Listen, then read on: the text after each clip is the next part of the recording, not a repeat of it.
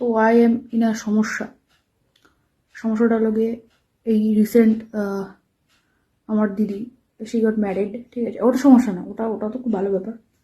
আমার ঘরটা পুরো একা। যাই হোক, সমস্যাটা হচ্ছে ও ব্যাঙ্গালোরে থাকতো, ঠিক আছে। তো বিয়ের আগে 2-3 মাস ও পুরো এখানেই ছিল। হ্যাঁ, তো এই 2-3 মাসে ও আমাকে পুরো একটা পুকি বানিয়ে ফেলেছিল।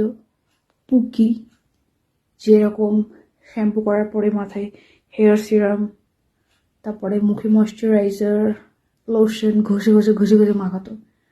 হ্যাঁ, আমি ওসব মাখতাম না আগে। তো ব্যাপারটা হচ্ছে কি, এই 3 মাসে ব্যাপারটা আমার অভ্যাস হয়ে গেছে।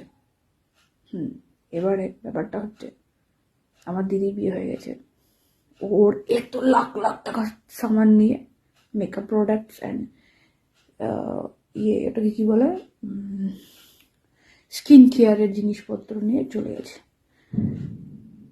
তার মধ্যে হেয়ার সিরামটাও ছিল, ময়শ্চারাইজারটাও ছিল, লোশনটাও ছিল। আমি এখন এই 15 দিন আমি স্নান করে বেরোচ্ছি, আমি মাথায় সিরাম মাখতে পারছি না। এই আমার চুলটা খারাপ হয়ে গেছে, মুখটা এরকম হয়ে গেছে, হাত। এবার আমার কি করা উচিত? আমি খুব ক্রাইসিসে আছি।